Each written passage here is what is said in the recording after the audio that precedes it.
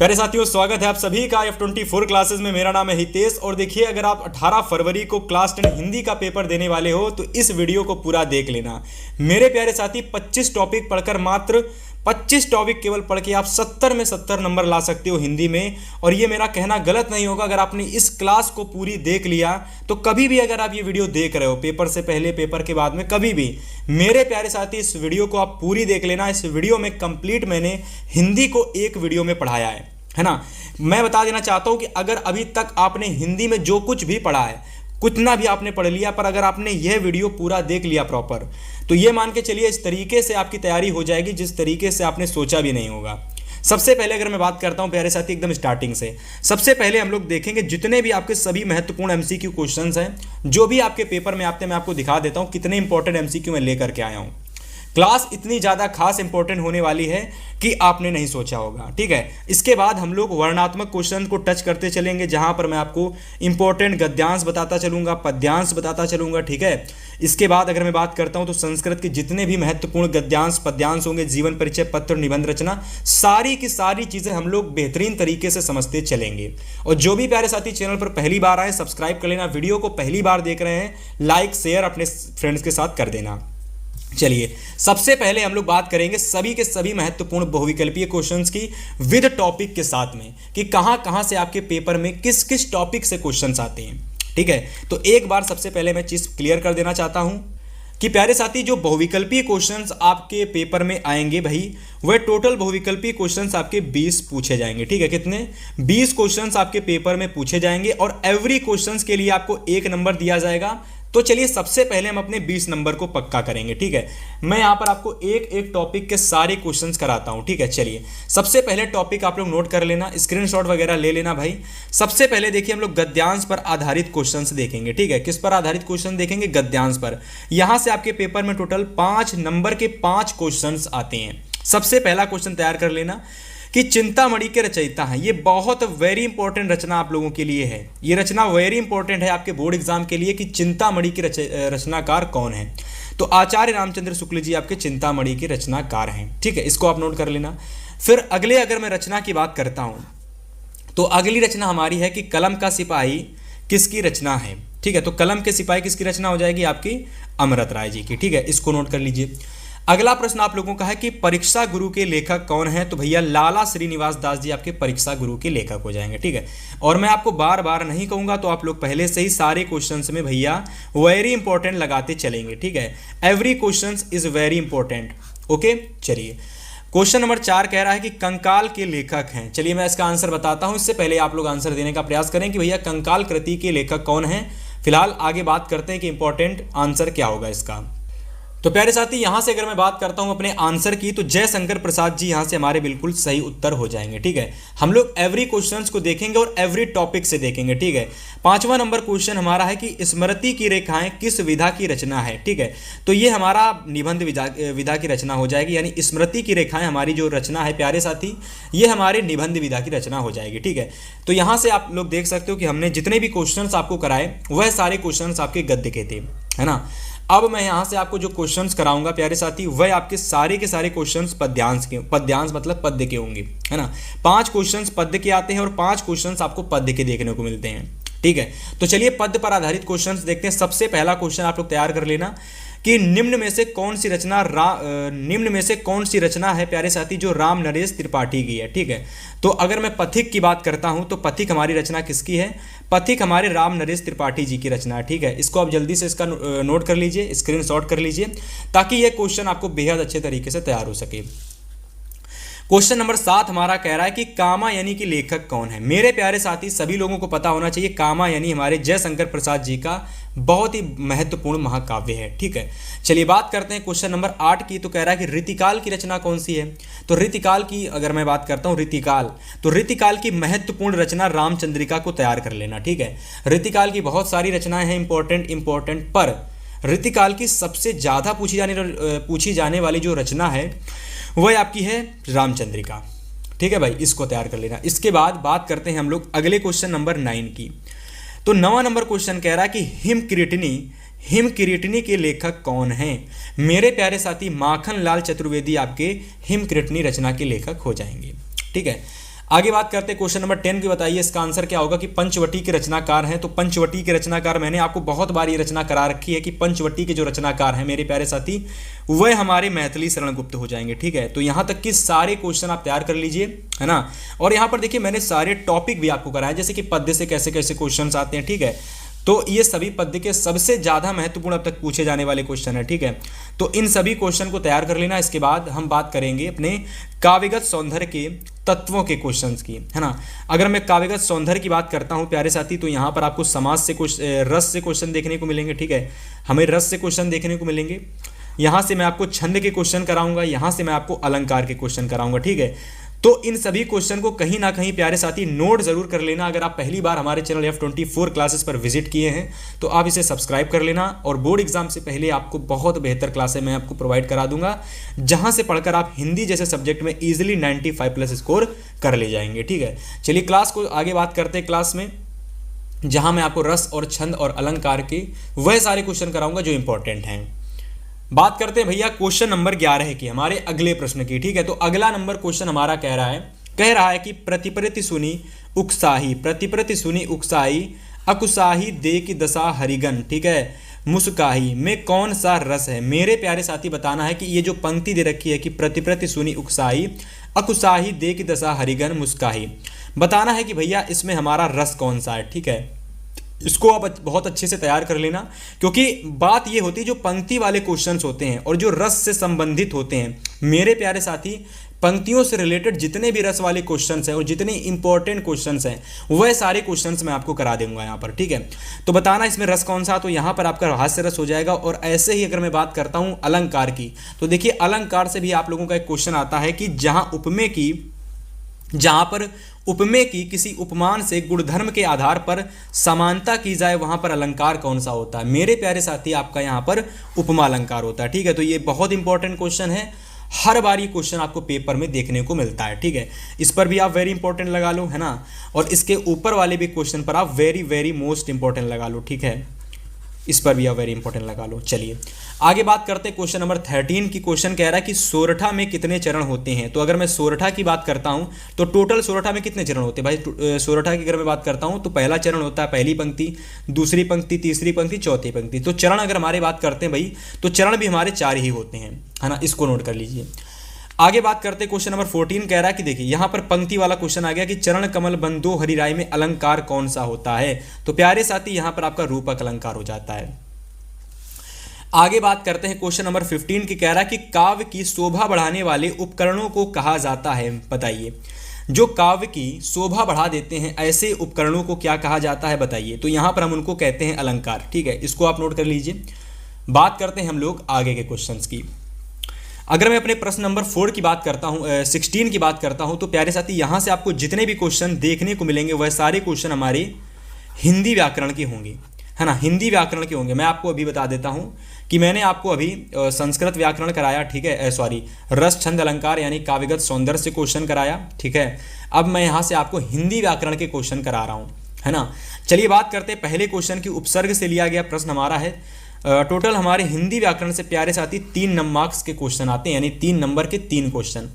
पहला प्रश्न हमारा है 16 नंबर की, अभ्यागत शब्द में कौन सा उपसर्ग होगा।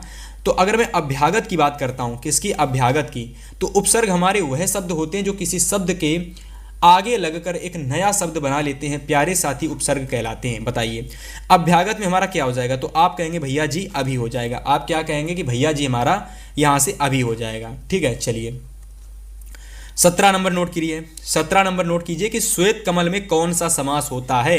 तो अगर मैं श्वेत कमल की बात करता हूं तो देखिए यहां पर अगर मैं श्वेत कमल की बात करता हूं तो सारे बच्चे बताएंगे कि भैया जी यहां से हमारा कर्मधारय समास होता है। क्या होता है, कर्मधारय समास। ठीक है, चलिए इसे नोट कर लीजिए। बात करते हैं हम लोग आगे के वह सारे क्वेश्चंस जो कि आपको पूरे के पूरे क्वेश्चन तैयार करने हैं। ठीक है, और हाँ सभी लोग भैया स्क्रीनशॉट लेकर के चलते रहना। मैं आपको एक एक क्वेश्चन अभी आपको मैं गद्यांश भी, पद्यांश भी, संस्कृत गद्यांश सारे टॉपिक कराऊंगा, है ना, लेकिन क्लास को धीरे धीरे से देखते चलना है। ठीक है, स्किप नहीं करना, कुछ भी खा पी रहे हो आराम से क्लास देखते रहो, खाते पीते रहो। ठीक है, चलिए बात करते हैं यहाँ पर प्यारे साथी हम लोग क्वेश्चन आगे की। तो 18 नंबर क्वेश्चन नोट कीजिए सभी लोग। कह रहा है कि हस्ती, गज, करी, गजेंद्र, गुंजर, ये जो शब्द आपके दे रखे हैं ये किस शब्द के पर्यायवाची शब्द हैं। मेरे प्यारे साथी, आपको बताना है कि ये जो शब्द आपको दे रखे हैं ये किस शब्द के पर्यायवाची शब्द हैं। बहुत इंपॉर्टेंट क्लास होने वाली है, बहुत अच्छे से देखना। लाइक नहीं किया लाइक कर देना, शेयर नहीं किया तो शेयर कर देना अपने फ्रेंड्स तक। और मैं अभी आपको एक बहुत इंपॉर्टेंट चीज़, बोनस टिप आपको मैं बताने वाला हूँ, ठीक है। जो भी प्यारे साथी इस बोनस टिप्स को एक तरीके से बोनस के रूप में, एक दवा की तरीके से आज की इस वीडियो में ले लेते हैं, मेरी गारंटी है प्यारे साथी, आप किसी भी सब्जेक्ट में अगर आप ये दवा ले लोगे ना तो आप इजीली उसमें 90+ स्कोर कर जाओगे, कभी भी आप ये क्लास देख रहे हो तो। अभी मैं बीच में आपको कहीं पर बोनस टिप बताऊंगा, तो आप बोनस टिप को समझ लेना और दवा के रूप में उसको ले लेना। तो चलिए, सबसे पहले अगर मैं ये जो पर्यायवाची शब्द आपके दे रखे हैं, हस्ती हो गया, गज हो गया, करी हो गया, गजेंद्र हो गया, गुंजर हो गया, कुंजर, ठीक है। तो जो भी दे रखे हैं है ना, जो भी हैं, मतलब बताना है कि जो शब्द हैं प्यारे साथी हमारे किस पर्यायवाची के शब्द हैं। तो प्यारे साथी हाथी के, है ना, नोट कर लीजिए। 19 नंबर क्वेश्चन है कि निर्भिमान, कह रहा कि निर्भिमान, क्या कह रहा भैया, निर्भिमान। तो निर्भिमान में कौन सा उपसर्ग लगा है? मेरे प्यारे साथी सभी लोग आंख मीचकर निर को लगा देंगे, क्योंकि निर्धन विमान, तो निर्भिमान, ठीक है। बात करते हैं क्वेश्चन नंबर 20 की कि अनुशासन शब्द में कौन सा उपसर्ग लगा है। तो अनुशासन में हमारा यहाँ पर आप देख सकते हो अनुधन शासन होता है, तो अनुशासन हमारा यहाँ पर उपसर्ग लगा है। और उपसर्ग मैं आपको पहले ही बता चुका हूँ कि उपसर्ग वह शब्द होते हैं जो किसी शब्द के आगे लगकर एक नया शब्द बना लेते हैं, उपसर्ग कहलाते हैं, ठीक है। चलिए नोट कर लीजिए, आगे बात करते हैं हम लोग अगले टॉपिक के बारे में। तो अगला टॉपिक हमारा है प्यारे साथी टॉपिक नंबर 5। और जो भी हमारे साथ प्यारे साथी जुड़कर तैयारी कर रहे हैं ना, मैं उनसे कहता हूँ यार डिमोटिवेट मत होना कि पेपर में क्या होगा, पेपर कैसा आएगा। बस एक चीज़ याद रखना कि अगर आपने मेहनत से तैयारी की, सारी चीज़ें आपने कवर की, मतलब हर एक टॉपिक के हर एक क्वेश्चन आपने कवर किए। जैसे मैं आज की इस क्लास में आपको जो भी टॉपिक करा रहा हूँ वह सारे टॉपिक के अगर आप सारे क्वेश्चन कवर करते चलते हैं तो यही सारे क्वेश्चन आपको पेपर में देखने को मिलते हैं। लेकिन बहुत सारे बच्चे क्लास को थोड़ा देखते हैं, छोड़ के चले जाते हैं। लेकिन जो भी बच्चा क्लास को अंत तक देखता है वो घबराएगा नहीं, पेपर में जो भी क्वेश्चन आएगा वह आपको डिट्टो पेपर, मतलब हमारी क्लासों से देखने को ही मिलेगा आपको, है ना। जो भी हम कराते हैं बहुत रिसर्च करके कराते हैं भाई, ठीक है। तो आप क्लासेस के साथ जुड़े रहिएगा, है ना। और बहुत जल्द हम लोग भाई डिजिटल बोर्ड लाने का प्लान करेंगे, है ना। फिलहाल आपसे लिए मैं जो बोनस टिप आपकी दवा के रूप में बताऊंगा ना, उसको आप जरूर ले लेना यार। अगर आप इसको लोगे ना तो आप लोगों की 50% जो कह सकते हो टेंशन है ना कि क्या होगा, वो पेपर में कैसे मेरे मार्क्स आएंगे, वह समाप्त हो जाएगी, है ना। आपको भी मैं बोनस टिप के बारे में बताऊंगा। फिलहाल 5 नंबर पर हमारा जो टॉपिक है वह है संस्कृत व्याकरण से संबंधित क्वेश्चन। संस्कृत व्याकरण में हमारे प्यारे साथी तद और युष्मद, ये दो तद और युष्मद जो दिख रहे हैं ना, इनसे आपके क्वेश्चन आते हैं। कैसे आते बताता हूँ, चलिए देखिए। यहाँ कह रहा क्वेश्चन नंबर 18 कि तद शब्द का, तद जो हमारा है इसका स्त्रीलिंग शब्द का पंचम विभक्ति और बहुवचन का रूप बताइए। तो तद एक हमारे एक तरीके से प्यारे साथी विभक्ति वचन होते हैं, ठीक है। अगर आपने संस्कृत में नहीं पढ़ा होगा तो कोई बात नहीं, मैं आपको बता देता हूँ, यही विभक्ति वचन होते हैं। इसमें क्या होता है कि इस तद शब्द के बहुत सारे वचन, बहुत सारे रूप बन जाते हैं, बहुत सारे इसके रूप बन जाते हैं। तो उनमें हमारा विभक्ति होता है प्रथमा, द्वितीया, तृतीया, चतुर्थी, पंचमी, षष्ठी, ठीक है। और वचन होते हैं एक वचन, द्विवचन, बहुवचन। तो आपको तद शब्द का कौन सा वचन बताना है, तो आपको वचन बताना है बहुवचन, और विभक्ति अगर बतानी तो पंचमी बतानी है। तो तद शब्द का पंचमी विभक्ति बहुवचन बहुत बार पेपर में आता है, तो इसका हमारा ताभ्या हो जाएगा, इसको आप नोट कर लीजिए, ठीक है। इसके बाद अगर मैं बात करता हूं अपने अगले क्वेश्चन नंबर 6 की प्यारे साथी, तो क्वेश्चन नंबर 6 की अगर मैं बात करता हूं तो वाक्य का स्वरूप, 1 नंबर का क्वेश्चन यहां से आता है। तो यहां पर देखिए क्वेश्चन कैसे बनता है, जरा उसको समझना। क्वेश्चन बनता है कि वह जा रहा है, वह जा रहा है, आपको बताना इसमें किस प्रकार का वाक्य है। इसका आपको यहाँ पर अगर मैं बात करता हूँ तो यहाँ पर आपका साधारण वाक्य हो जाएगा, ठीक है। चलिए बात करते हैं हम लोग 20 नंबर क्वेश्चंस की। और जितने भी प्यारे साथी क्लास को देख रहे हैं इन सभी प्रश्नों का स्क्रीनशॉट लेते चलना, मैं आपको आगे के क्वेश्चन कराता हूँ। तो प्यारे साथी 20 नंबर क्वेश्चन का आंसर जानने से पहले ना आपसे मैं फिर से बोल रहा हूं यार, क्योंकि जब तक कि आप इन क्वेश्चन को नोट नहीं करोगे ना तब तक कुछ भी नहीं होगा, टेंशन में बने रहोगे, पेपर में टेंशन बनी रहेगी। लेकिन अगर नोट कर लोगे ना तो सब कुछ आपका काम हो जाएगा, ठीक है। मतलब आपकी पूरी टेंशन दूर हो जाएगी। और पेपर से पहले हमारे चैनल के साथ जुड़कर तैयारी कर लेना। आप लोगों को मैं 90+ हिंदी एंड एवरी सब्जेक्ट में पूरा प्रयास करूंगा दिलाने की, ठीक है। फिलहाल आगे बात करते हैं। तो आगे हमारा क्वेश्चन नंबर 20 कह रहा था कि जानवर दौड़ते हैं। तो आपको बताना है कि जानवर दौड़ते हैं, इस वाक्य में दौड़ते हैं क्या है, ठीक है। आपको ये बताना है कि दौड़ते हैं यहाँ पर हमारा क्या होगा, ठीक है। चलिए ऑप्शन को देखते हैं और आपको बताते हैं। तो यहाँ पर अगर मैं बात करता हूँ कि जानवर दौड़ते हैं, तो यहाँ पर हमारा क्या होगा बताइए भाई, यहाँ पर हमारा होगा विधेय। यहाँ पर क्या हो जाएगा, यहाँ पर हमारा विधेय हो जाएगा, तो आप विधेय को बिल्कुल सही कर लेंगे। 21 नंबर क्वेश्चन कह रहा है कि जब मैं दिल्ली जा रहा था तो कविता सो रही थी। तो आपको बता देना है कि भाई जब मैं दिल्ली जा रहा था तो कविता सो रही थी। ये वाक्य हमारा प्यारे साथी किस प्रकार का वाक्य है, ठीक है। चलिए सभी प्यारे साथी कमेंट करके बताएंगे हमारा किस प्रकार का वाक्य है। तो ये हमारा एक तरीके से मिश्रित वाक्य है। कैसा वाक्य है, मिश्रित वाक्य है, तो आप लोग इसको बिल्कुल सही कर लेंगे। आगे बात करते हैं क्वेश्चन नंबर 22 की। तो 22 नंबर क्वेश्चन कह रहा है कि राम पढ़ता है, इस वाक्य में राम पद क्या है। तो यहाँ पर आपको बताना कि राम पढ़ता है, तो आपको जो ये राम है ये क्या है, आप एक तरीके से ये है क्या। तो मेरे प्यारे साथी राम पढ़ता है ये हमारा एक तरीके से उद्देश्य है, क्योंकि हम किसी के बारे में कुछ बता रहे हैं, ठीक है। हम बता रहे हैं कि राम पढ़ रहा है, हम कह रहे हैं सीता डांस कर रही है, हम कह रहे हैं कि सीता गाना गा रही है, ठीक है। तो एक तरीके से ये हमारा कैसा पद हो जाएगा, उद्देश्य हो जाएगा। कैसा हो जाएगा, उद्देश्य। बात करते हैं 21 नंबर क्वेश्चन की, तो 23 नंबर क्वेश्चन की। तो 23 नंबर क्वेश्चन हमारा है कि वाक्य के कितने तत्व होते हैं। तो 4 होते हैं, ठीक है।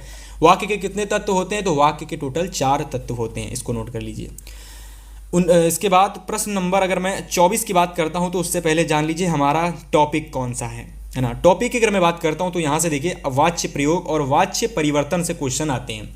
फिर से सुन लीजिए, वाच्य प्रयोग और प्यारे साथी वाच्य परिवर्तन से क्वेश्चंस आते हैं। तो चलिए सबसे पहले हम 24 नंबर क्वेश्चंस की बात करते हैं। 24 नंबर हमारा क्वेश्चन कह रहा है कि सीता ने पत्र लिखा। सीता ने पत्र लिखा, अगर मैं सीता ने पत्र लिखा की बात करता हूं तो आपको बताना है कि यहां पर हमारा क्या होगा। सीता ने पत्र लिखा, ये हमारा किस तरीके का वाक्य है। तो प्यारे साथी इस वाक्य में किस प्रकार का वाच्य प्रयोग हुआ है, तो इसमें हमारा कर्मणी प्रयोग हुआ है। क्या हुआ, कर्मणी प्रयोग, ठीक है। इसको आप नोट कर लीजिए। 25 नंबर क्वेश्चन हमारा कह रहा है कि मोहन अच्छी पुस्तक पढ़ता है, यह किस प्रकार का वाक्य प्रयोग है बताना है। तो मोहन अच्छी पुस्तक पढ़ता है, प्यारे साथी ये हमारा किस प्रकार का वाक्य प्रयोग है, इसका आंसर आप हमें कमेंट करके बताएंगे, ठीक है। ये हमारा एक तरीके से, मैं आपको बता देता हूँ, ये हमारा एक तरीके से भाई साधारण वाक्य है में भी, ठीक है। यह यहाँ पर हमारा कौन सा वाक्य प्रयोग है, कर्तरी प्रयोग है क्या, कर्तरी प्रयोग, ठीक है। तो एक बार कमेंट करके बताना कि यहाँ पर आपका कौन सा प्रयोग होगा, कर्तरी प्रयोग होगा कि कौन सा होगा, ठीक है। फिलहाल चलिए इतना नोट कर लीजिए, यहाँ तक 25 नंबर क्वेश्चन तक। यहाँ पर हम बात करेंगे आगे जो भी हमारे पद परिचय में विकारी एवं अविकारी शब्द से रिलेटेड, यानी इन टॉपिकों से रिलेटेड विकारी और अविकारी शब्द से रिलेटेड जितने भी महत्वपूर्ण क्वेश्चन है मैं आपको बताऊंगा। सबसे पहले 25 नंबर प्रश्न नोट करिए कि निजवाचक सर्वनाम आपका कौन सा है। तो अगर मैं निजवाचक सर्वनाम की बात करता हूं तो प्यारे साथी आप हमारा एक तरीके से निजवाचक सर्वनाम होता है, ठीक है। अगर मैं तुम की बात करता हूं तो ये हमारा निजवाचक सर्वनाम हो जाता है। हम की बात करता हूं ये हमारा निजवाचक सर्वनाम है, ठीक है।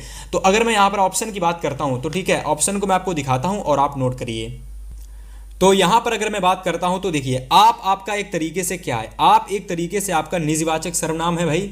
तो आप लोग इसको नोट कर लीजिए, ठीक है। और मैं एक चीज आपको क्लियर कर देना चाहता हूं प्यारे साथी कि अगर आप लोगों ने एक चीज ठान ली है ना कि मुझे कैसे भी करके कहीं से भी चाहे जो कुछ देखना पड़े, मैं बोर्ड एग्जाम में भाई 90% से ज़्यादा नंबर ले करके आऊँगा और मुझे कैसे भी ये स्कोर इतना करना पड़े, तो आप लोग कैसे भी करके कहीं से भी पढ़कर कर लोगे। जिसके माइंड में ये चलता है कि मुझे कैसे भी करना है, कहीं से भी करना है, कैसे भी करना है, तो वह करके रहता है, ठीक है। बस चीज़ें ये होती हैं कि आपको चीज़ें सिंपल तरीके से नहीं मिलेंगी, आपको चीज़ें ढूंढनी पड़ेंगी, ठीक है। आप हमारे साथ जुड़े रहिएगा, मैं आपको चीज़ें सारी बता दूंगा, ठीक है। तो आप लोग अपने भैया से जुड़े रहिएगा, भैया आपको क्लासेस देते रहेंगे, आप उन क्लासेस को देखते रहना। और अगर आपको और भी लगता है तो और भी किसी यूट्यूब से पढ़ सकते हैं, चैनल से पढ़ सकते हैं, ठीक है। फिलहाल हितेश भैया पर आप भरोसा कर सकते हैं, भैया आपको डेफिनेटली बेहतर अंक दिलाएंगे हिंदी में, ठीक है। 26 नंबर क्वेश्चन की मैं बात करता हूं कि जब क्रिया के व्यापार का फल कर्ता पर पड़ता है तो उसे क्या कहते हैं। फिर से समझना, जब क्रिया के व्यापार का, ठीक है, जब क्रिया के व्यापार का जो फल होता है कर्ता पर पड़ता है तो उसे क्या कहते हैं, उसे हम लोग अकर्मक क्रिया कहते हैं, है ना। दोबारा पढ़ लेना और अच्छे से नोट कर लेना। 27 नंबर क्वेश्चन है कि क्रिया की विशेषता प्रकट करने वाले पद को कहते हैं मेरे प्यारे साथी क्रिया विशेषण कहते हैं। क्या कहते हैं, क्रिया विशेषण।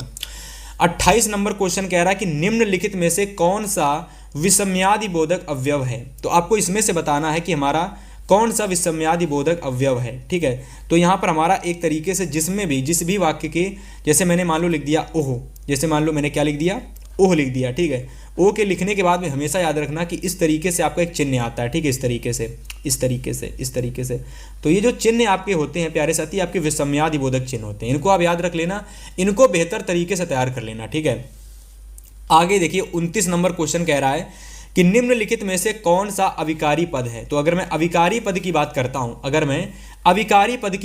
हूं, तो देखिए यहां से अगर मैं अविकारी पद की बात करता हूं तो अवयव हमारा एक तरीके से क्या हो जाता है, अविकारी पद हो जाता है। तो डेफिनेटली अविकारी पद आ जाए तो अवयव को बिल्कुल सही टिक लगा के आओगे। आखिरी हमारा 30 नंबर क्वेश्चन है कि यही घर अच्छा है। मतलब कहीं हम जा रहे होते हैं, रास्ते में हमें कोई घर दिख जाता है और आप मान लीजिए घर लेने गए और रास्ते में दिख गया, ठीक है, तो आपने कहा कि यही घर अच्छा है, आपने कह दिया कि यही घर अच्छा है, चलिए ले लेते हैं। तो ऐसे में उस वाक्य में क्या होता है, जो पद होता है वो हमारा सर्वनामिक होता है। कैसा होता है, सर्वनामिक पद, है ना। तो अगर मैं बात करता हूं कि इस वाक्य में यह पद किस प्रकार का विशेषण दर्शाता है, तो ये जो पद हमारा दर्शा रहा है है ना, इस वाक्य में जो यह हमारा शब्द है, यह शब्द हमारा किस प्रकार के विशेषण को दर्शा रहा है, तो हमारा सर्वनामिक विशेषण को, ठीक है। नोट कर लीजिए यहाँ तक कि सारे क्वेश्चंस को, मे भी जितने भी प्यारे साथी हमारे साथ जुड़े हैं ना अभी तक क्लास में, अभी आपकी क्लास पूरी नहीं हुई है, मैं आपको एक चीज़ क्लियर करा देना चाहता हूँ। जो भी प्यारे साथी हमारे साथ अंत तक जुड़े रहेंगे ना, उनको बहुत अच्छी चीज़ मैं बोनस टिप दूंगा लास्ट में, तो आप जुड़े रहना। फिलहाल बात करेंगे अभी बोनस टिप के बारे में। फिलहाल सबसे पहले देखिए, हम लोगों ने यहाँ पर सभी महत्वपूर्ण बहुविकल्पी प्रश्न डिस्कस किए। आप सारे क्वेश्चन को तैयार कर लेना प्यारे साथी। डेफिनेटली यहाँ से आपको हर चीज़ पता चली होगी कि कौन कौन टॉपिकों से कहाँ से कैसे कैसे क्वेश्चंस आते हैं, गद्यांश से, पद्यांश से, है ना, संस्कृत व्याकरण से, हिंदी व्याकरण से, हर टाइप के क्वेश्चंस हमने डिस्कस किए। डेफिनेटली अगर आप जुड़े रहेंगे ना तो 18 फरवरी से पहले प्यारे साथी मैं गारंटी दे रहा हूँ ये क्लास आपके लिए ब्रह्मास्त्र साबित हो सकती है ना। चलिए अब बताएंगे सभी वर्णात्मक क्वेश्चंस, यानी वह सारे वर्णात्मक क्वेश्चंस हम डिस्कस करेंगे, है ना। इसके अंदर मैं आपको देखिए जहाँ जहाँ से जिस चैप्टर से गद्यांश आते हैं मैं आपको वह बताऊंगा, ठीक है। मैं आपसे ये नहीं कहूँगा कि आप इस गद्यांश को तैयार कर लो, उसको तैयार कर लो। मेरा मतलब है कि मैं कोई चीज़ बताऊँ और अगर आप वो कर लेते हो ना तो वहाँ से आपके नंबर फिक्स हो जाए, है ना। तो ये गद्यांश आप लोग इस क्लास को देखने के बाद गद्यांश आपका फिक्स हो जाए, ठीक है। इस क्लास को देखने के बाद में आपका पद्यांश फिक्स हो जाए, ठीक है। संस्कृत का गद्यांश फिक्स हो जाए, ठीक है। संस्कृत का जो भी टॉपिक है आपके फिक्स हो जाए, है ना।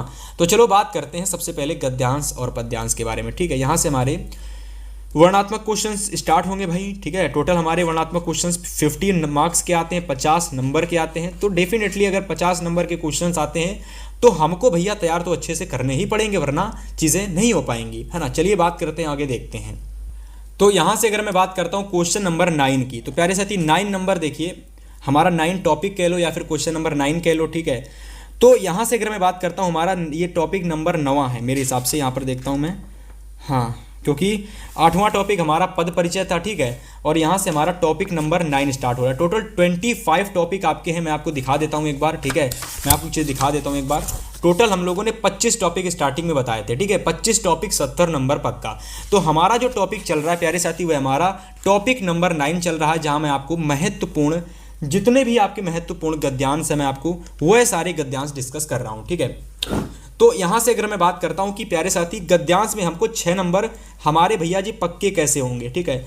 6 नंबर हमारे किस तरीके से पक्के होंगे हमको वो बता दीजिए।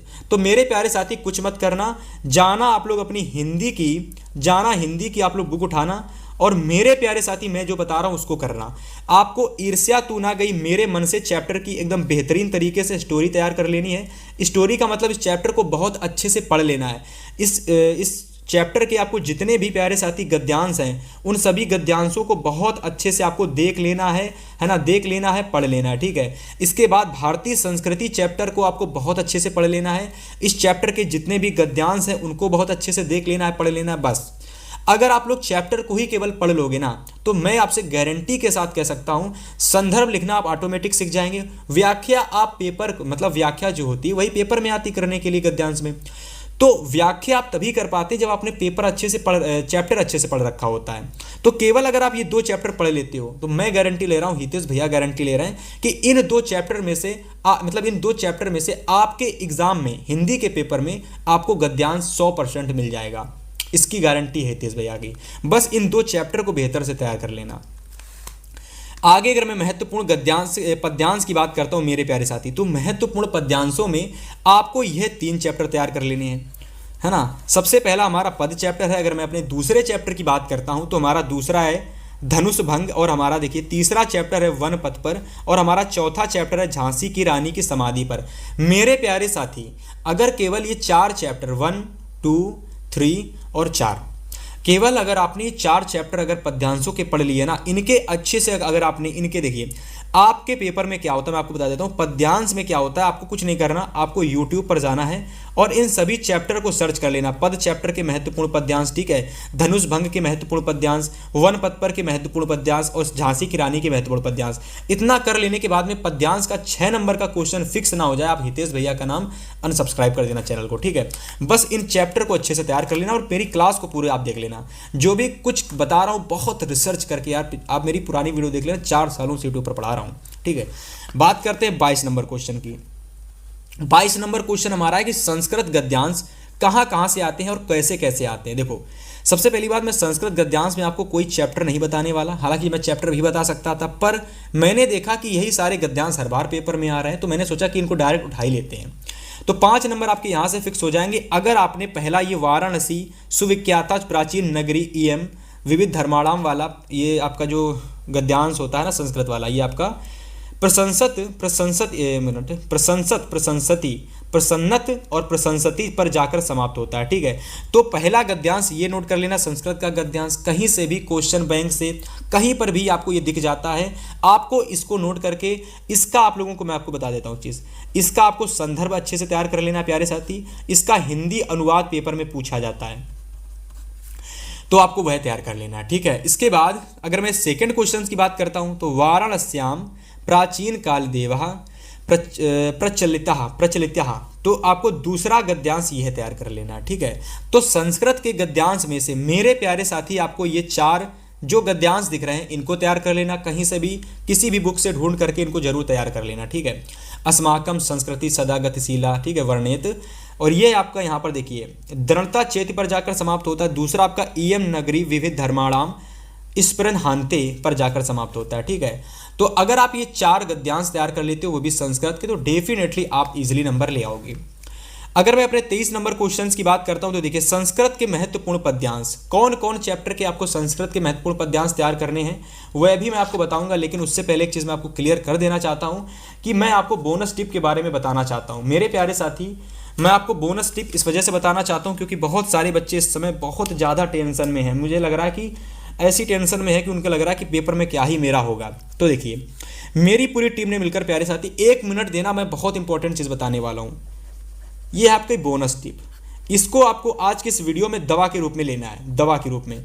मेरे प्यारे साथी क्या है मैं आपको बता देता हूँ कि मेरी पूरी टीम ने मिलकर के, है ना, मेरी पूरी टीम लगी हुई थी। अभी तक 4 से 5 लोग मेरे जो फ्रेंड्स हैं, मेरा जो टीचर्स फ्रेंड सर्कल है, उन्होंने मिल करके आपके लिए इंग्लिश हो गया, ठीक है, इंग्लिश हो गया, हिंदी हो गया, मेरी बातों को समझ लेना सर्वेश, 1 मिनट थोड़ा सा वो दे देना कि पर्ची इसमें ई बुक वगैरह दे रखी है, ठीक है, 1 मिनट। हाँ, तो ई बुक, अगर मैं टीम की बात करता हूँ, मेरी पूरी टीम ने मिलकर के आपके लिए इंग्लिश, हिंदी और मेरे प्यारे साथी मैथ हो गया, ठीक है। आगे बात करते हैं, साइंस हो गया, सोशल साइंस हो गया, एवरी सब्जेक्ट की प्यारे साथी आपके लिए ई बुक रेडी कर दी है। बहुत सारे बच्चे देखिए स्किप कर देंगे, पर स्किप वही करेंगे जिनको नहीं लगता कि मेरे अंदर टेंशन है। अगर आप थोड़ी बहुत भी फिक्र कर रहे हो एग्जाम की, तो सीरियस हो, तो मेरे प्यारे साथी इस चीज़ को सुन लेना। पूरी टीम ने मिलकर इन सभी पर काम करके आपके लिए ई बुक रेडी की है, और ई बुक में मेरे प्यारे साथी एक सब्जेक्ट की ई बुक आपको मिल रही है मात्र 15 रुपए की। अब देखिए आपको सुनकर घबराना नहीं है, चौंक नहीं जाना, ये क्या है, ये क्या चीज़ है, मैं आपको क्लियर कर देता हूँ। मेरी पूरी टीम ने मिलकर के आपके लिए ई बुक रेडी की है। इस ई बुक के अंदर प्यारे साथी आपको सभी चैप्टर के इंपॉर्टेंट 200 से ज़्यादा MCQ, 200 प्लस MCQ इंपॉर्टेंट गद्यांश, अगर आप हिंदी, अब जैसे आप हिंदी पढ़ रहे हो मान लो, ठीक है, तो अगर आपने हिंदी की अभी के अभी डिस्क्रिप्शन में जाकर के, सबसे पहली बात डिस्क्रिप्शन में जाकर के सारी चीज़ें आपको मिलेंगी, ठीक है। कैसे मिलेंगी अभी मैं क्लियर कर दूंगा, पहले समझ लो। आपको क्या होगा, 15 रुपये पे करके एक सब्जेक्ट के अंदर 200 प्लस MCQ इंपॉर्टेंट जो भी टॉपिक के क्वेश्चन आते हैं, जैसे अगर हिंदी में गद्यांश पद्यांश आते हैं सभी को पता है, लेकिन कभी कभी क्या होता है कि मैथ में आपके लॉन्ग आंसर आते हैं, मैथ में शॉर्ट आंसर मैथ में आते हैं, ठीक है। इसके अलावा अगर मैं बात कर देता हूँ साइंस की, तो साइंस में क्या होता है कि आपको फिगर वाले क्वेश्चन होते हैं, ठीक है, आपको न्यूमेरिकल वाले क्वेश्चन होते हैं, ठीक है। तो मेरे प्यारे साथी, मेरी पूरी टीम ने मिलकर के, हर एक टीचर ने मिलकर के क्या किया है, आपके लिए ई बुक रेडी कर दी है। हर एक सब्जेक्ट की ई बुक मिलेगी जहां पर आपको सारे important question, important long question, important short question, important figure वाले क्वेश्चन, मतलब कंप्लीट तैयारी एक सब्जेक्ट की आपको मिलेगी मात्र 15 रुपए में। और अगर आप सभी सब्जेक्ट की ले लेते हो अभी इस वीडियो को देखने के बाद में, तो 75 रुपए में अभी ऑफर क्या कह लो, अभी चीज़ें स्टार्ट हुई हैं, है ना। अभी मैंने सोचा कि अभी चीज़ें रेडी हुई हैं, तो जितने भी बच्चे हमारे साथ कम जुड़े हैं, थोड़े बहुत भी हैं, तो जितने भी बच्चे देखते हैं 100-200, उन सभी 200-200 बच्चों के लिए ऑफर में मैं सारी चीज़ें, सारी ई बुक बिल्कुल मुफ्त में मान लो 75 रुपये में दे दूंगा, ठीक, मात्र 75 में। तो कभी भी आपके पास ये वीडियो आती है, थोड़ा सा स्किप करना और डिस्क्रिप्शन में चले जाना, या तो वीडियो को पूरा देखने के बाद डिस्क्रिप्शन में चले जाना। सारे सब्जेक्ट के सामने आपको हर एक सब्जेक्ट का लिंक दे रखा होगा, हर सब्जेक्ट के सामने हर सब्जेक्ट का लिंक दे रखा होगा। लिंक पर क्लिक करोगे, डायरेक्ट आप ई बुक वाले सेक्शन में पहुंच जाएंगे, जहां से आप लोग मात्र 15 रुपये पे करके आप एक सब्जेक्ट की ई बुक ले सकते हैं, ठीक है। तो ये तो हुई हमारे बोनस टिप की बात। बोनस टिप इस वजह से है क्योंकि मात्र 15 रुपये में मिल रही है और उतनी चीज़ें मिल रही हैं जितनी चीज़ें हम लोग सोचे थे। हम एक सब्जेक्ट को 100-200 में बेचेंगे, लेकिन अब मुझे लग नहीं रहा है कि मैं इतने में बेचूंगा तो कोई खरीदेगा, है ना। मुझे लग रहा है कि मैं इसको एक सब्जेक्ट की आगे चलकर 50 में सेल करूंगा। अभी के अभी आप लोगे तो 15 रुपये की आपको मिल जाएगी। तो कभी भी क्लास देख रहे हो, डिस्क्रिप्शन को खोलना और सारी सब्जेक्ट ले लेना 75 में, ठीक है। चलिए, फिलहाल देखिए, कोई प्रेशर नहीं है, कुछ भी प्रेशर नहीं है आपसे कि आप ले ही लीजिए। अगर आपको लगता है ना कि आपको कम समय में हमें बेहतर तैयारी करनी है, हमको चीज़ें तैयार करनी, नोट्स नहीं तैयार करने, हमें फ़ोन है, हमारे फ़ोन में सारी चीज़ें हमें मिल जाएँ, तो आप लोग 15 रुपये पे करके आप एक सब्जेक्ट की लेना। लेकिन अपने भैया की बात मानोगे तो सारी लेना है, क्योंकि सारे पेपर होंगे, एक तो होगा नहीं, है ना। फिलहाल आते हैं अपने आगे टॉपिक पर। तो हम लोग डिस्कस कर रहे थे संस्कृत के महत्वपूर्ण पद्यांश, है ना। चलिए थोड़ा कलर चेंज कर लेते हैं भाई। तो पद्यांश अगर मैं बात करता हूँ, संस्कृत के पद्यांश कौन कौन से इंपॉर्टेंट हैं, तो सबसे पहला देखिए, हाँ, इसको हम लोग संस्कृत के पद्यांश भी कहते हैं और इसी को हम लोग श्लोक भी बोलते हैं, है ना। श्लोक प्यारे साथी बहुत आसान होता है 5 नंबर लाना। तो सबसे पहले देखिए करना क्या होता है। श्लोक को देखिए, श्लोक हमारा 2 से 3 लाइनों का होता है, 4 लाइनों का, बस इतना ही होता है। 4 लाइनों का होता है या तो 2 लाइनों का। इसका हिंदी अनुवाद मैं आपको क्लियर कर देना चाहता हूँ चीज़। इसका क्या होता है कि ये जो श्लोक होते हैं, जो पद्यांश होते हैं ना, इसका पेपर में नंबर 1 चीज़ संदर्भ आती है, नंबर 2 चीज़ इसके आप लोगों को क्या आता है भाई, हिंदी अनुवाद। हाँ, तो दूसरी चीज़ आपकी हिंदी अनुवाद आती है। पहला आपका संदर्भ आता है, दूसरा आपका हिंदी अनुवाद। तो देखो, आपको 5 नंबर पूरे फिक्स करने हैं। सबसे पहला आप लोगों को ये पद्यांश तैयार कर लेना है, दूसरा आपको ये पद्यांश, तीसरा ये पद्यांश। और हाँ, मैं आपको चीज़ क्लियर कर देना चाहता हूँ, हिंदी की अगर आप ले लोगे इसी वीडियो के बाद में, तो हिंदी में जो चीज़ें आपको दे रखी हैं विद सॉल्यूशन के साथ में, और भी इसमें थोड़ी चीज़ें बड़ी होंगी, मतलब इनको सॉल्यूशन भी होगा, बेहतर होगा। मतलब ये तो कुछ भी नहीं है, इसमें बहुत बेहतर तरीके से आपको ई बुक मिलेगी, हिंदी की ई बुक मिलेगी। मात्र 15 रुपये पे करके एक, मतलब यार इधर उधर चीज़ें घूमने से बेहतर है 15 रुपये कुछ भी नहीं होता आज के समय में। एक चीज़ क्लियर कर देता हूँ, ठीक है। तो मात्र 15 रुपये पे करके आप हिंदी की ई बुक ले सकते हैं, है ना। डिस्क्रिप्शन खोलना, आपको ई बुक का लिंक आपको मिल जाएगा, वहाँ से आप इजीली परचेज कर सकते हैं, ठीक है। फिलहाल आगे बात करते हैं यहाँ से हम लोग कि भैया पद्यांश हो चुके हैं, अब क्या बचा टॉपिक। तो आपका टॉपिक देखिए, जीवन परिचय बचा है, पत्र बचा है, निबंध रचना बची है, ठीक है। तो जीवन परिचय देखते हैं, पत्र देखते हैं और निबंध को देखते हैं, फिर क्लास में हम लोग बात करते हैं। चलिए भैया, बात करते हैं हम लोग आगे टॉपिक नंबर 24 की। तो देखिए यहाँ पर हमारा 24 नंबर टॉपिक है जीवन परिचय, है ना, जीवन परिचय। तो देखिए 5 नंबर का हमारा जीवन परिचय नहीं आता है। सबसे पहली बात मैं काट देता हूँ, 5 + 5 टोटल हमारा 10 नंबर का जीवन परिचय आता है। टोटल 10 मार्क्स का जीवन परिचय आता है। जहाँ मैं अगर बात करता हूँ तो देखिए लेखक का जीवन परिचय आता है 5 नंबर का, ठीक है। इसके बाद कवि का जीवन परिचय आता है 5 नंबर का। तो 5 + 5 टोटल 10 मार्क्स का 10 नंबर का क्वेश्चन आता है ना। अगर मैं लेखक के जीवन परिचय की बात करता हूं तो देखिए आचार्य रामचंद्र शुक्ल और जयशंकर प्रसाद, है ना, ये 2 महत्वपूर्ण, यानी आचार्य रामचंद्र शुक्ल और दूसरा जयशंकर प्रसाद, ये 2 महत्वपूर्ण लेखकों के जीवन परिचय तैयार कर लेना। डेफिनेटली ये 2 जीवन परिचय हर साल हर एक सेट में आते हैं, है ना। मैं बताना नहीं चाहूँगा, आप किसी भी ईयर का सेट उठा लेना। इसके अलावा कवियों में बात करते हैं तो सूरदास जी का, तुलसीदास जी का और बिहारी का, है ना, ये 3 आपको तैयार कर लेनी है ना। पत्र लेखन की अगर मैं बात करता हूँ, 25वां टॉपिक हमारा पत्र लेखन है। तो देखिए पत्र लेखन में आपको कुछ नहीं करना। देखिए पत्र लेखन में कुछ नहीं होता, मैंने ई बुक के अंदर प्रॉपर तरीके से पत्र लेखन का फॉर्मेट दे रखा है कि पत्र लेखन का फॉर्मेट क्या होता है। अगर आपको कोई पत्र नहीं आता है तो उस पत्र को बना कर पेपर में कैसे लिख के आओगे, है ना प्यारे भाई। वहाँ से मैंने आपको हिंदी की ई बुक में 15 रुपये में आपको वह सारी चीज़ें दे रखी हैं। देखो मैं बार रुपए का नाम इसलिए ले रहा हूँ क्योंकि आपके पास 15 रुपये नहीं है, किसी के फ़ोन से फ़ोन पे करवा करके यार हिंदी की ई बुक ले लेना। इतने कम में कोई नहीं देता आज के समय में, फिर से बोल रहा हूँ, ठीक है। और हो सके तो अपने हर एक फ्रेंड्स तक ये शेयर करना वीडियो, ताकि वह भी कुछ ना कुछ चीज़ें कर सके और 15 रुपये में एक ई बुक ले सके, ताकि वह अच्छे नंबर ला लें। हर एक ही सब्जेक्ट में ले आना, क्योंकि अगर आप एक ही सब्जेक्ट में ले आओगे तो मतलब ये समझिएगा आपने बहुत बड़ी गलती कर दोगे, क्योंकि यार कुछ नहीं मिलता इतने में, सभी के ले लोगे तो आपका फ़ायदा रहेगा, ठीक है। फिलहाल बात करते हैं 25 नंबर में। चलिए, अगर मैं 25 नंबर की बात करता हूँ तो 25 नंबर में देखिए, पत्र लेखन में हमने बताया ना कि पत्र लेखन अगर लिखना सीख जाते हो, ठीक है, तो भी आप लोग बेहतर नंबर ले आओगे अगर आप लिखना सीख जाते हो। लेकिन फिलहाल अगर मैं वेरी इंपॉर्टेंट पत्रों की बात करता हूँ प्यारे साथी, तो देखिए पहला पत्र ये है, दूसरा पत्र ये, तीसरा ये। पहले पत्र की अगर मैं बात करता हूँ, कह रहा है कि शहर की साफ सफाई हेतु अपने शहर के मुख्य नगर निगम अधिकारी को पत्र लिखना है। और यह पत्र आप देख लेना 2025 के भाई साहब 3 से 4 सेट में पूछा गया था, है ना। दूसरा पत्र हमारा है, अपने मित्र को अपने बड़े भाई के विवाह में सम्मिलित होने के लिए निमंत्रण देते हुए एक पत्र लिखिए, ठीक है। एक ये पत्र तैयार कर लेना। अगर मैं अपने तीसरे पत्र की बात करता हूं तो आकस्मिक अवकाश हेतु अपने प्रधानाचार्य को एक पत्र लिखिए, तो आप लोग तीसरा पत्र ये तैयार कर लेना, है ना। मेरे प्यारे साथी, यहाँ से आपके पत्र लेखन 3 ही तैयार कर लोगे ना, तो अगर 3 ही तैयार कर ले तो भी काम हो जाएगा, क्योंकि मेन चीज़ होती है पत्र लेखन को लिखना सीखना। अगर आप लिखना सीख जाते हो तो फिर आप लोग कोई भी पत्र आ जाए ना, उसको आप बना के लिखाओगे और आपको पूरे के पूरे नंबर मिलेंगे, अगर आपने बना करके सही लिखा तो। फिलहाल ये 3 तैयार कर लेना पेपर से पहले। अगर मैं निबंध रचना की बात करता हूँ तो मानव जीवन में अनुशासन का महत्व, इस टाइम बहुत ज़्यादा प्रचलित चल रहा है ये। दूसरा बेरोजगारी, तो भाई साहब यूपी में है ही, तो ये भी तैयार कर लेना। विज्ञान अभिशाप या वरदान, ये भी तैयार कर लेना। और जनसंख्या वृद्धि की समस्या एवं समाधान। देखो, निबंध रचना होती है इस तरीके से कि जो भी ट्रेंडिंग टॉपिक होते हैं, ठीक है, जो भी ट्रेंडिंग टॉपिक, उन पर आधारित निबंध पूछे जाते हैं पेपर में, ठीक है। तो बेसिकली बेरोजगारी, विज्ञान अभिशाप या वरदान और जनसंख्या वृद्धि तो ट्रेंडिंग, हर बार ट्रेंडिंग रहते हैं, ठीक है। इसके अलावा ये सारी चीज़ें कर लोगे ना, तो आप लोगों को लास्ट में अब डिस्क्रिप्शन बॉक्स खोल लेना। सभी छात्र, जितने भी छात्र क्लास को देख रहे हैं, सभी छात्र जाइए डिस्क्रिप्शन बॉक्स खोलिए। हर सब्जेक्ट के सामने आपको हर एक सब्जेक्ट का लिंक दे रखा होगा बाकायदा, और जिस भी सब्जेक्ट की आपको लिंक ई बुक लेनी है आप इजीली ले सकते हैं। अगर आप सारी सब्जेक्ट लेना चाहते हैं तो आप कह सकता हूं कि लिंक को जैसे ही क्लिक करोगे तो आपको एक सब्जेक्ट की खुलेगी, दूसरे सब्जेक्ट पर क्लिक करोगे तो दूसरे सब्जेक्ट की खुलेगी, ठीक है। मात्र एक सब्जेक्ट की लेनी है तो 15 रुपये, और आपको सभी सब्जेक्ट ले लेनी है तो 75, ठीक है।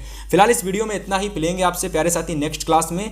और एक चीज़ और मैं आपको क्लियर कर देना चाहता हूँ कि अगर आपने हमारे चैनल के साथ जुड़े रहते हो ना, तो नेक्स्ट क्लास आपकी सामाजिक विज्ञान पर होने वाली, जहां मैं आपको सामाजिक विज्ञान के केवल 4 टॉपिक, सभी बहुविकल्पी, सभी लघुत्तरी, सभी दीर्घोत्तरी, सभी मानचित्र वाले क्वेश्चन, 4 टॉपिक पढ़ने के बाद में आपके सामाजिक विज्ञान में 70 नंबर पक्के हो जाएंगे। तो इस क्लास को देखने के लिए मेरे प्यारे साथी, आप हमारे चैनल F24 क्लासेस को सब्सक्राइब जरूर से कर लेना।